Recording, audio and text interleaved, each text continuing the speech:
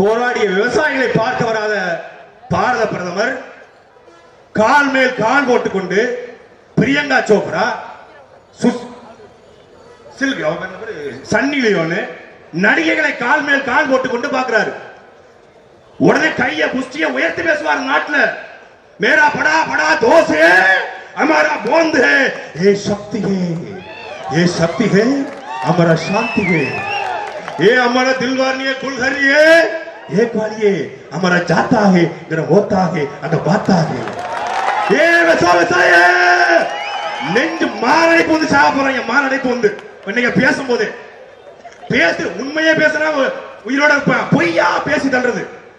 வளர்ச்சி development digital India புதிய India எங்க புதிய இந்தியா ஏழு புதிய இந்தியா பிறந்திருக்கு. இது வரைக்கும் 7 புதிய இந்தியா பெத்து போடுறது போதாது. போன வாரம் புதுச்சேரியில வந்து புதிய புதுச்சேரிகே ஏ பிறக்க போதுகே அப்படின்ட்டு போயிருக்காரு அவரு. நீ புதிய புதுச்சேரி அதாவது நீ புதுச்சேரி அப்படிங்கிறார் இவரு. நம்ம அண்ணன் ஹெச்ராஜா பக்கத்துல வந்து ஏ புதிய புதுச்சேரி பிறக்க போகிறது.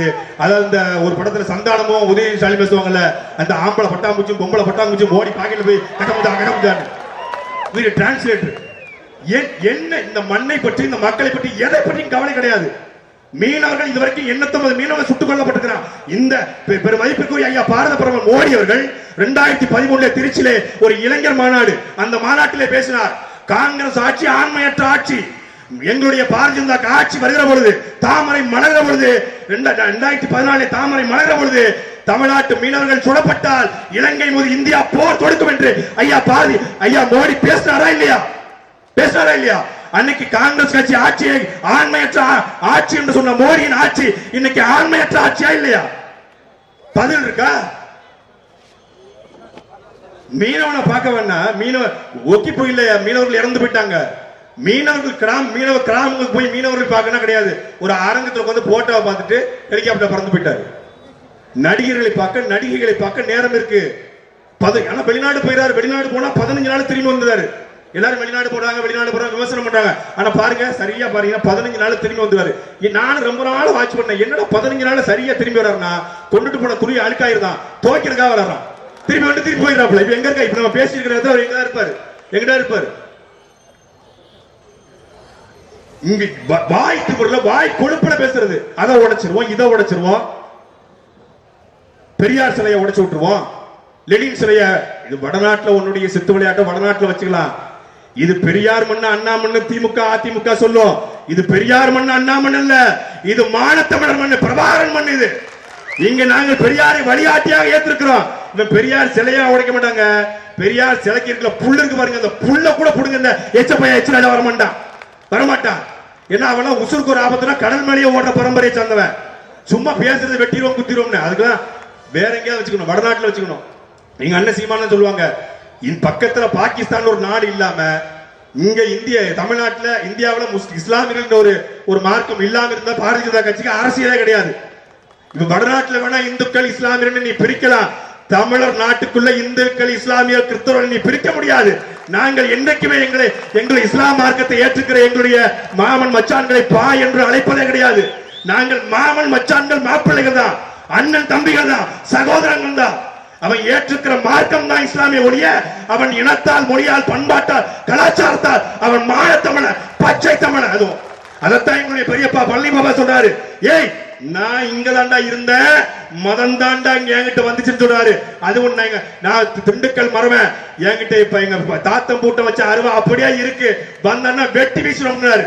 இன்னைக்கு எங்களுடைய பெரியப்பா பழனி பாபா மட்டும் உயிரோடு இருந்திருந்தா எங்க அண்ணன் சீமானுடைய கரம் பிடித்து முதன்மை ஒருங்கிணைப்பாளர் இருப்பாரு. இந்த ஹெச்ராஜெல்லாம் பேசினா வாயில வசம் போச்சு தடை இருப்பாரு. அவர் இல்லன்னு நினைச்சிட்டு இருக்கிறார். பழனி பாபா என்பது ஒரு தத்துவம், அது ஒரு வீரத்தின் அறிவின் ஒரு அடையாளம். அந்த பழனி பாபாவாகத்தான் நாங்கள் மாறி நிற்கிறோம். எங்கள் கட்சியில அண்ணன் இமாயன் இருக்கார், அவர் தான் நாம் தமிழ் கட்சி பழனி பாபாவாக இருக்கிறார். நினைச்சுட்டு இருக்கிறார். சும்மா பேசுறது. இஸ்லாமிய இந்த அரேபியால இருந்து வந்தாங்க, அது துபாயில இருந்து வந்தாங்க. பெரும் மதிப்பிற்குரிய அண்ணன் ஏஆர் ரகுமானுக்கு ஆஸ்கார் விருது கிடைக்குது. அவர் நினைத்திருந்தால் ஆஸ்கார் விருது கிடைக்கிற பொழுது ஆங்கிலத்திலோ இந்தியிலோ மராத்தியிலோ பேசிக்கிறார். ஆனால் அந்த ஆஸ்கார் விருதை வாங்கிக் கொண்டு எல்லா புகழும் இறைவனுக்கே என்று தன் தாய்மொழி தமிழ்ல பேசுறான். அவன் உனக்கு அரபியாளன் வந்தவனா? ஐயா அப்துல் கலாமிற்கு உலகத்தின் அறிவியல் அடையாளமாக இருக்கிற நம்முடைய தாத்தா அப்துல் கலாமுக்கு பாராளுமன்றத்தில் பேசுகிறார். லண்டன் பாராளுமன்றத்தில் அவர் நினைச்சிருந்தா ஆங்கிலத்தை பேசிக்கலாம். இருந்தோம் பூரா ஆங்கிலேயன், ஆங்கிலம் நல்லா புரியும். என்ன சொன்னாரு? யாதும் ஊரே யாவரும் கேளு என்று தமிழ பேசினாரு. எதற்காக? நான் பச்சை தமிழ் என்று உலகத்துக்கு காட்ட வேண்டும் என்பதற்காக. அவர்கள் உங்களுக்கு அரபியால் வந்தவர்களா? உன்னுடைய தத்துவம் என்ன? இந்தியாவை இந்துக்கள் தான் ஆளணும், இந்தியாவில் இந்துக்கள் மட்டும்தான் வாழணும், இந்தியாவில் இந்தி மட்டும்தான் ஆளணும், இந்தியாவில் இந்தி மட்டும்தான் தாய்மொழியாக தேசிய மொழியாக இருக்கும் என்று ஒன்று தத்துவம். எங்க நாங்க அப்படி சொல்லல. இங்க யாரும் வரலாம், வாழலாம். ஆனா ஆளும் உரிமை தமிழர் எமக்கே உண்டு. வாழும் உரிமை கருணாநிதி, ஜெயலலிதா, கோமாளி, ரஜினிக்கு கூட உண்டு. ஆளும் உரிமை எங்க அண்ணன் சீமானுக்கே உண்டுதான் எங்களுடைய தத்துவம். எல்லாருமா எல்லாருமா இந்த 50 வருஷம் இந்த திமுக அதிமுக செஞ்ச பிழை என்ன தெரியுமில்ல? ரஜினியும் கமலும் வந்துதான் இந்த நாட்டை திருத்த முடியுங்கிற அளவுக்கு கொண்டு போனாம இருக்க. அதுதான் மிக கேவலம், மிக கேவலம். நாங்க ரஜினி அரசியலுக்கு கட்சி ஆரம்பிக்கிறது இல்ல, அவர்கள் அரசியலுக்கு வருவதை நாங்கள் தனிப்பட்ட முறையில் அவமானமாக கருதுறேன். 8 கோடி மாநில தமிழர்கள் வாழ்ற நாட்டுல ஒரு மராட்டிய ரஜினி வந்து முதலமைச்சர் ஆகணும்னா நாம மயிர புடிக்கிட்டு சாவறதா? மயிர புடிக்கிட்டு மாநில தமிழர்கள் கல்லர், மரவர், நாடாறு, கோணாறு, அகமுடியாறு, செட்டியார், பல்லரு, பறையரு, முத்தரையரு இப்படி மீசிய முறுக்கிட்டு செருப்பு மாதிரி மீசிய வச்சுக்கிட்டு கொண்டைய போட்டுக்கிட்டு நக்கி படிக்கிறா. இத்தனை சாதி இருந்து ஒரு சாதி தமிழ்நாட்டை ஆள முடியல. ரஜினி காலில் போய் கமல் காலில் போய் விடுற வெக்கமா இல்ல? உனக்கு வெக்கமா இல்ல? எதுக்கு இருக்கிற? எதுக்கு இருக்கிற? அந்த தேவர், இந்த நாடாரு, இந்த மூப்பனாரு, இந்த முத்திரையரு பேரை போட்டுக்கிறது போய்கிட்டு ரஜினி கமலி. யார் ரஜினி? யார் ரஜினி சொல்றாரு? தமிழ் படிக்காதீங்க, தமிழ் படிச்சா வேலை கிடைக்காது, ஆங்கிலம் படிக்க, ஆங்கிலம் படிச்சா தான் வேலை கிடைக்கும். மாணவர்கள்லாம் அரசியலுக்கு வராதீங்க, மாணவர்கள் அரசியலுக்கு வராதீர்கள் என்று சொல்கிற ஐயா ரஜினிகாந்த் மாணவர்களின் காலா படத்தை பார்ப்பார்கள் என்று சொல்லுவாரா? பார்க்காதீங்கப்பா, காலா படத்தின் 2.0 பார்க்காதீங்க, படிப்பு கெட்டு போயிடும், போய் நீங்க வீட்டுல போய் படிங்கன்னு சொல்லுவாரா? மாணவர்கள் அரசியலுக்கு வரணும். இந்த மாணவர்களால் தான் மொழி போர் என்ற ஒரு போர் ஏற்பட்டு இன்னைக்கு இந்தி இந்த நாட்டில் நுழையாமல் தடுக்கப்பட்டிருக்கின்றால் அதற்கு காரணம் அன்றைக்கு 1965 இந்த மாணவர்கள். இன்னைக்கு மூவர் விடுதலை இருந்து, பாலச்சந்திர மரணத்திலிருந்து, ஈனப்படுதல் இருந்து எல்லா பிரச்சனைக்கும் போராடியது மாணவர்கள். பீட்டா என்ற ஒரு நிறுவனம் தடையை வாங்கி வச்சு ஜல்லிக்கட்ட, அந்த ஜல்லிக்கட்டை உடைத்து இருந்தது தமிழ்நாட்டின் மாணவர்கள். அவர்கள் அரசியலுக்கு வரக்கூடாது. ஏற்கனவே வந்துட்டான் பேசுறது சும்மா.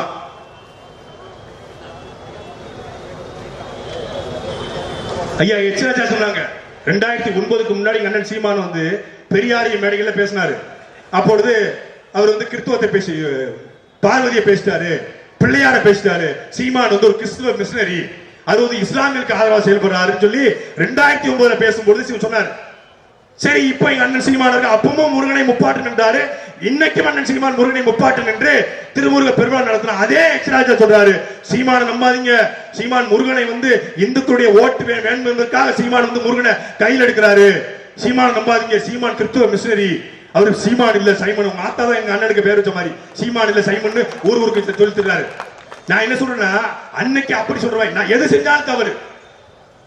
பெரியார வாழ்த்தினா தவறு, பெரியார விமர்சித்தா தவறு, முருகனை தூக்குனா தவறு, கிருஷ்ணனை தூக்குனா தவறு. என்னதானே செய்யணும்? அதே ஐயா வைரம் சொல்றாரு, அப்படி செய்தால் அதுவும் தப்பு, இப்படி செய்தால் இதுவும் தப்பு, கத்தும் நாய்க்கு காரணம் வேண்டாம், தான் நிழல் பார்த்து தானே குறைக்கின்றார். இந்த நாய்கள் தானே குறைக்கிற நாய்கள், எது செஞ்சாலும் தவறு. அங்க எப்படி போலாம், இங்க எப்படி போலாம், ஒரு ஷெட்யூல் போட்டு கொடுங்க அவருக்கு, எங்க போகணும்னு இவங்க கேட்டுட்டு போட்டோம். இவங்க தான் நாங்க என்ன செய்யணும்னு ஃபாலோ பண்றாங்க. என்ன அப்படியே சொல்றது, என்ன பண்றாங்க. ஊடகம் இவ்வளவு பேசுறாரு, இவ்வளவு கருத்துக்கள், இவ்வளவு சிந்தனைகள், அறிவிச்சிருந்தா ஒருத்தன் கூட சிட்டுக்குருவியை பத்தியோ, மைனாவை பத்தியோ, கிளியை பத்தியோ பேசுவதற்கு தமிழ்நாட்டுல ஒரு தலைவர் சொல்லு. யானை எப்பறம் தண்ணி குடிக்கும், புறா எப்பறம் தண்ணி குடிக்கும், நீ அக்வாபினா கிக்வாபினா வாங்குவேன்னு சொல்லி அடுத்த உயிரினங்களுக்கு கவலைப்படுற ஒரு தலைவன் இந்த நாட்டிலே உண்டா? ஊழலை எப்படியா ஒழிக்கணும்னா, மின்சாரம் எப்படி வரணும்னு கேட்டா, ஊழலை ஒழிச்சா மின்சாரம் வரணுங்கிறார் ஒருத்தர். ஊழலை ஒழிச்சா எப்படா மின்சாரம் வரும்? மீன் உற்பத்தி பண்ணாதான்டா மின்சாரம் வரும். என்ன கொடுமை பாருங்க. அவர் ஓரமா நிக்க மாட்டாரா, லெப்ட்ல நிக்க மாட்டாரா, ரைட்ல மையமா நிப்பாரா. மையமா நிக்க லாரி அடிப்பட்டு சாவிய மையமா நின்னா ஒன்னி. விஜயகாந்தாவது அரசியலுக்கு வந்த பிறகு மெண்டலு, இது வரும்போதே மெண்டலு. அதாவது வரதுக்கு முன்னாடி பாத்தீங்கன்னா விஜயகாந்த் தமிழ்நாட்டுல பாத்தீங்கன்னா 5000 லாரி ஓடிச்சு. அந்த லாரியில அப்படின்னு புள்ளிவரம் பேசிட்டு இருந்தாரு. வந்தவரை பாத்தீங்கன்னா அதாவது சொல்லுவாங்க, என் பொண்டாட்டி பேர் பிரேமலதா, அவன் டெல்லியில பையன் போய் படிக்கிறான், அவன் பேர் ஜன்ம பாண்டியன். எதுக்கு சொல்றோம்னா மக்கள், அதாவது சும்மா சுத்தி சுத்தி பேச முடியாது. இதுமே கையில ஏதோ உயரம் வந்து மாட்டுத, எதுக்கு உயர் மாட்டுது, எதுக்கு சும்மா போக சீமான் சீமான் சொல்லுவாரு, அதுக்காக பேசிட்டு இருக்க முடியுமா? அதெல்லாம் இல்லை அப்படின்ட்டாரு. வந்தவர் இப்படி ஆயிடுச்சு. இது வரும்போது அதாவது பார்த்தீர்கள் என்றால் அவர்கள் சொல்வார்கள், சொல்வதெல்லாம் உண்மை என்று சொல்ல முடியாது. எதற்காக சொல்கிறேன் என்றால் மையமாக நிற்பதுதான் நாகரிகம். நாகரிகம் என்று எனக்கு ஞாபகம் வருகிறது. ஞாபகம் என்று தான் சொல்லுகிறேன் அவர்களே. மையம் என்றாலும் ஞாபகம் என்றாலும் ஒன்றுதான். என்ன இளவு பேசுறாங்கன்னு புரியல, என்னென்ன புரியல. பைத்தியம் முடிச்சு தர்றாங்க கிராமங்கள் டீக்கல்ல. என்னடா அவங்க இப்படி போட்டு குழப்பறாங்க. இப்பதான் தேவை அதிகமாகுது. ரஜினியும் கமலும் அரசியலுக்கு வருகிறேன் என்று சொன்னவுடன் தெரியுது, ஏன் இந்த அயோக்கிய சீமான் மிகச்சிறந்த தலைவன்டா. இந்த அயோக்கிய பேரை ஒப்பிடும் பொழுது அவன் அன்னைக்கே கத்துனாண்டா கதர்னாண்டா அப்படின்னு இப்பதான் வர்றான். இளைஞர்கள் இழுத்து வர்றான். எதற்காக இஸ்லாமியர்கள் நாம் தமிழ் கட்சியில ஓடி வர்றாங்க கேட்கிறாங்க. எதுக்கு உங்க கட்சியில ஏன்பா இவ்வளவு இஸ்லாமியர் வர்றாங்க, அதுவும் சின்ன சின்ன பையன்லாம் வர்றாங்கன்னு சொல்லி எல்லாரும் கேட்கிறாங்க. காரணம் என்ன தெரியுமில்ல? நபிகள் நாயகம் சொல்வதைத்தான் அண்ணன் சீமான் சொல்கிறார். உன் மதம் உனக்கு, என் மதம் எனக்கு. அடுத்தவன் மதத்தை அழிப்பது உன் நோக்கம் அல்ல, உன் மதத்தை காப்பதுதான் உன் நோக்கம் என்று சொல்றார் நபிகள் நாயகம். அதைத்தான் அண்ணன் சீமான் சொல்றாரு. தெலுங்கரையோ கன்னடரையோ மலையாளியோ அழிப்பதற்கு நாங்கள் கட்சி தொடங்கவில்லை, தமிழ் இனத்தை காக்கத்தான் நாங்கள் கட்சி தொடங்கி இருக்கிறோம். உன் தலையில் போட்டுக்கிற குல்லாவையோ, நீ போட்டுக்கிற திருநீரையோ, நீ கழுத்தில் அணிந்திருக்கிற ருத்ராட்ச மாலையோ சிலுவையோ அறுப்பதற்கு நான் கட்சி தொடங்கவில்லை. நீ இஸ்லாமாக, கிறிஸ்துவராக, இந்துவாக இரு, ஆனால் நீ மான தமிழனாக, சாதி கடந்து மதம் கடந்து தமிழராக இரு என்று அண்ணன் சீமான் சொல்றாரு. குர்ஆன்ல சொன்னது அப்படியே நாங்கள் செயல்பாட்டு வரைவாக நாங்கள் போட்டிருக்கிறோம். குர்ஆன் என்ன சொல்லுது? அடுத்த உயிர்களுக்காக இறங்கு. உன்னுடைய முதல் கடமையாக உன்னிடத்தில் இருப்பதை அடுத்தவனுக்கு அப்படியே பகிர்ந்து கொடு. உன்னிடத்தில் தேவைக்கு அதிகமாக இருக்கிறதா, அடுத்தவனுக்கு உதவி செய். முதல் சேவையாக நீ உணவு பரிமாறு என்று இஸ்லாம் சொல்கிறது. அதைத்தான் அண்ணன் சீமான் சொல்கிறார். பசிக்க அழாத குழந்தை, கல்விக்கு ஏங்காத மாணவன், வேலைக்கு அலையாத இளைஞன் என்று அண்ணன் சீமான் சொல்றார் செயல்பாட்டு வரைவில். அதனால தான் இவ்வளவு இஸ்லாமிய சொந்தங்கள் வெளிநாட்டிலே, சவுதி அரேபியாவிலே, குவைத்திலே பணிபுரிகிற வீட்டிலே வீடு கட்ட வேண்டும், பெண் பிள்ளைகளுக்கு நகை செய்ய வேண்டும் என்று கடமையோடு சொன்ன இஸ்லாம் மார்க்கத்தை சார்ந்த என்னுடைய மாமன் மச்சான்கள் அங்கே உழைத்து சிறுக சிறிது சேமித்து அண்ணன் சீமானின் கரத்தை வலுப்படுத்தி வருகிறார்கள். சும்மா இல்ல, ஊடகம் காட்டாது, ஊடகம் போடுறான். என்ன தெரியுமில்ல, ரஜினிகாந்த் வந்து படப்பிடிப்புல உட்கார்ந்து இருந்தாரு. பயங்கரமான வெயில். அப்ப பாத்தீங்கன்னா ரஜினிகாந்த் பேண்ட்ல வந்து தூசி பட்டுச்சு. தன் பேண்ட்ல ஒட்டின தூசியை ரஜினி தானே துடைத்தார். எவ்வளவு எளிமையான மனிதர் அப்படின்னு போடுறாங்க. இன்னொருத்தன் போடுறான், ரஜினிக்கு தாகம் எடுத்து விட்டது. அப்பொழுது வாட்டர் பாட்டிலை எடுத்து தன் கையால் தானே தண்ணீர் பிடித்து தன் வாயால் குடித்தார். ரஜினி தன் வாயால தண்ணி குடிச்சாருங்க. ஏண்டா வாயில தண்ணி குடிக்காம பாருங்க மூக்குல தண்ணி குடிக்க முடியும்? நேற்று ஒரு செய்தியில போடுறாங்க, ரஜினி என் வாழ வைத்த தெய்வங்களான தமிழ் மக்களே என்று சொல்லி பேச்ச ஆரம்பித்தாரா.